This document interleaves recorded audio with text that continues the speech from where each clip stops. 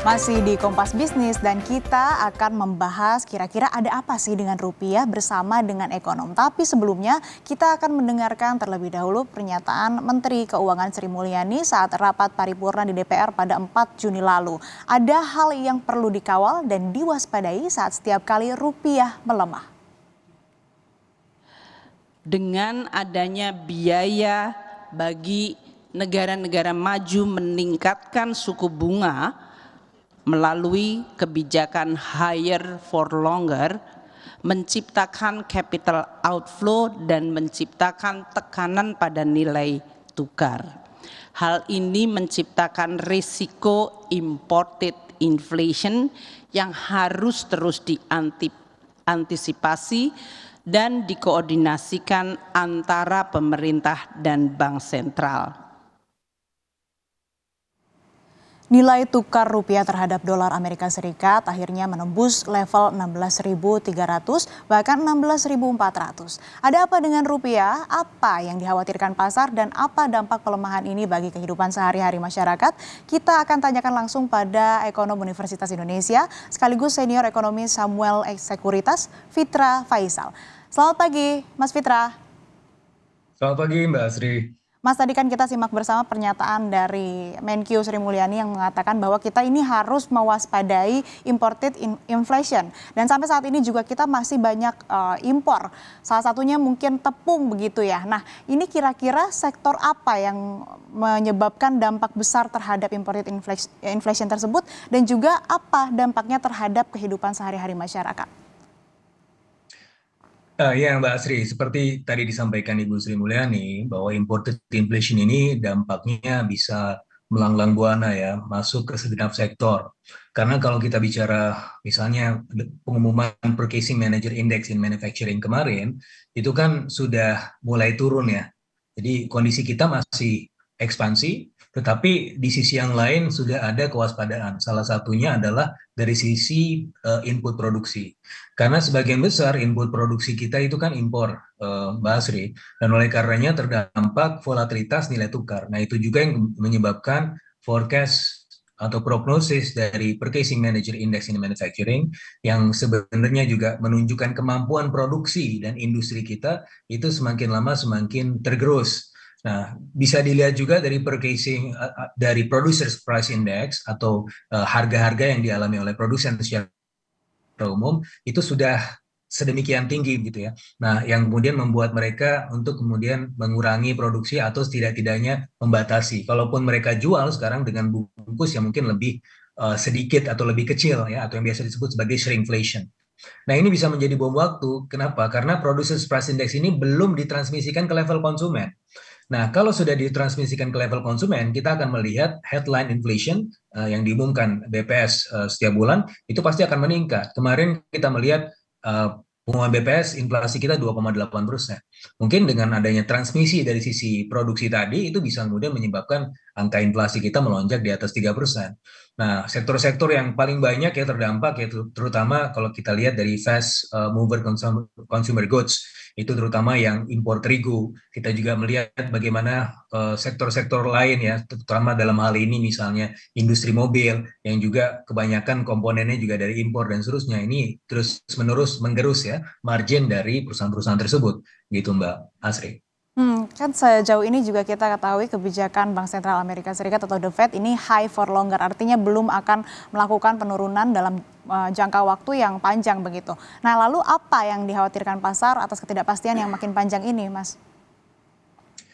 Ya, jadi ketika The Fed mempertahankan suku bunganya di level yang tinggi, akan membuat bank sentral di seluruh dunia ini tentunya dalam kesulitan. Karena kalau misalnya mereka misalnya menurunkan suku bunga, ini akan menciptakan semacam selisih gitu ya, yang pada akhirnya secara teknis kita bisa melihat bahwa ketika kita menurunkan suku bunga, padahal the Fed masih mempertahankan suku bunga tinggi, akan ada risiko capital outflow. Nah ini pada akhirnya kalau kita lihat secara domestik, iklim domestik kita misalnya dalam hal ini Bank Indonesia akan sangat kesulitan untuk menurunkan suku bunganya. Kenapa? Karena ya dengan kemarin naik suku bunga 25 basis poin saja belum mampu untuk membantu rupiah kita berada di level 15 ribuan. Apalagi dengan higher for longer stance dari the Fed ini pastinya akan semakin membuat Bank Indonesia kesulitan untuk setidak-tidaknya menurunkan suku bunga ya. Bahkan yang ada kemungkinan ke depannya adalah menaikkan suku bunganya beberapa kali lagi ya dengan kecenderungan terkini. Gitu Mbak Hmm. Asri. Itu kan dari eksternal. Kalau dari sisi internal ini sebetulnya kan ada satu media asing yang memberitakan pemerintahan Prabowo Gibran ini di masa yang akan datang akan menaikkan rasio utang terhadap PDB mendekati 50%. Memang sebetulnya tidak ada konfirmasi atau klarifikasi dari tim Prabowo Gibran. Tetapi kira-kira sejauh mana market memproyeksikan utang Indonesia di masa transisi? Apakah ini juga akan menekan rupiah? Ya begini, kalau kita lihat dari ini balik lagi ke sentimen global ya. Dari sisi sentimen global sebenarnya kalau dari sisi The Fed, kita melihat seminggu sebelum The Fed itu mengumumkan stance-nya yang mempertahankan suku bunga, itu sebenarnya dari sisi sentimen global cukup ada gejolak. Kita melihat dari sisi sebulan terakhir itu sudah ada peningkatan sekitar 0,8% ya dari dolar indeks yang kemudian menekan nilai tukar dunia. Nah, salah satunya juga karena kecemasan data-data inflasi dan juga personal consumption expenditure di Amerika Serikat. Dan itu tercermin bahwa di angka personal consumption expenditure itu yang tetap mandek, dia tetap tinggi. Kemudian data inflasi yang juga meskipun sebenarnya turun tapi tetap tinggi. Itu menimbulkan kecemasan bahwa The Fed akan mempertahankan suku bunganya sepanjang tahun ini tidak akan turun-turun. Tetapi setelah dia mengumumkan suku bunganya kemarin, itu ada satu indikator lain yang disebut sebagai FOMC dot plot matrix yang mengindikasikan masih ada peluang The Fed untuk menurunkan suku bunganya di tahun ini yang sebelumnya indikasinya 3 kali, sekarang sekali, artinya masih ada peluang lah ya karena beberapa bulan terakhir ini kita dihinggapi kecemasan bahwa The Fed tidak akan menurunkan suku bunganya. Nah, itu dari sisi sentimen global. Meskipun memang ada tekanan, tetapi sudah mulai memudar gitu ya. Nah, sekarang bagaimana dengan domestik? Balik lagi deh kita dari awal Juni ya. Dari awal Juni bahkan dari akhir Mei saya sebenarnya sudah memprediksi bahwa uh, dolar ini bisa 16.500 ya kalau misalnya sentimen global dan juga sentimen domestik tidak membaik begitu kan, tetapi sempat ada euforia bahwa di awal Juni itu kan ada pengumuman cadangan devisa kita meningkat ya dari 136 ke 139 billion US dollar. Ini suatu hal yang sangat menggembirakan. Kenapa? Karena sudah 4 bulan berturut-turut itu tergerus terus ya, 3 sampai 4 billion US dollar per bulan. Ini sangat sangat cemas gitu ya kondisinya. Tetapi kemudian ada berita bagus ya, meskipun itu ya salah satunya juga dari bond issuance secara global, tetapi kita melihat bahwa 136 ke 139 billion US dollar cadangan devisa kita itu sebenarnya mampu untuk menjaga rupiah ya balik lagi ke 16.100 dengan serangkaian intervensi dari Bank Indonesia. Tetapi ya setelah diumumkan 13 Juni The Fed yang tadi saya sampaikan juga sebenarnya sudah mulai kita dihinggapi oleh euforia yang baik meskipun ya tekanan tetap ada. Nah, muncullah kemudian berita itu. Nah, berita itu meskipun sebenarnya kalau kita cari-cari kan konfirmasinya ini agak random ya. Ada yang bilang itu memang disebutkan, tapi ada yang bilang itu tidak seperti itu ya, tapi yang jelas ini adalah suatu kecemasan yang sebenarnya bukan terjadi bukan di hari ini aja atau bukan bulan ini saja Mbak Asri, ini sudah mulai terjadi semenjak bulan Februari. Kenapa semenjak bulan Februari? Fitch dan Moody pada saat itu sudah mewanti-wanti jangan sampai fiscal deficit kita di tahun 2025 itu breaching 3%. Karena dengan 586 triliun defisit kita baseline di tahun 2025 ditambah 100 triliun lagi kemungkinan ekspansinya, itu akan memicu defisit sampai 2,9%, yang mana pada akhirnya akan bisa mendorong debt to GDP ratio ke arah 40% ke atas. Nah, ini kalau kita bicara lagi kemarin ada pernyataan itu sebenarnya semakin mengkonfirmasi kecemasan para investor. Dan ini kondisinya sangat menekan rupiah.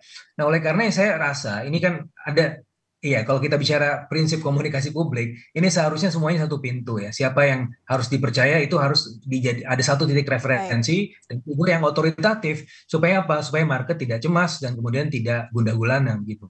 Oke, Asik. terakhir singkat saja, Mas, sampai akhir Juni ini kira-kira rupiah akan bergerak di level berapa? Dan kira-kira Bank Indonesia ini akan melakukan intervensi pasar nggak sih? Ya, kalau kita lihat dari pergerakannya selama masa liburan ini kan sebenarnya tidak diperdagangkan ya, tapi ada satu acuan domestic non-deliverable forward, itu indikasi-indikasinya sebenarnya indikasi yang mulai menguat karena memang sudah ada bantahan dari timnya Pak Prabowo. Nah, bagaimana rupiah di bulan ini? Sebenarnya kita punya keyakinan di awal bahwa rupiah ini bisa masuk lagi ke level 16.100. Tetapi dengan adanya beberapa pernyataan-pernyataan random yang sebenarnya tentunya kalau kita lihat dari sisi pernyataan tim Prabowo mungkin bukan ke situ arahnya, tetapi itu dimaknai market bahwa ini semakin menjustifikasi adanya pelebaran fiskal dan juga rentang debt to GDP ratio di masa mendatang. Nah, oleh karenanya saya rasa ini perlu ada satu poin referensi khusus bagaimana yang saya sampaikan tadi. Hmm. Sampai berapa? Apakah kemudian Bank Indonesia terpaksa menaikkan suku bunganya? Ya dengan kondisi seperti ini kayaknya harus naik, Mbak, 25 basis point minimal. Hmm. Oke, baik. Terima kasih Ekonom Universitas Indonesia sekaligus senior ekonomi Samuel Sekuritas, Fitra Faisal. Sehat selalu, Mas.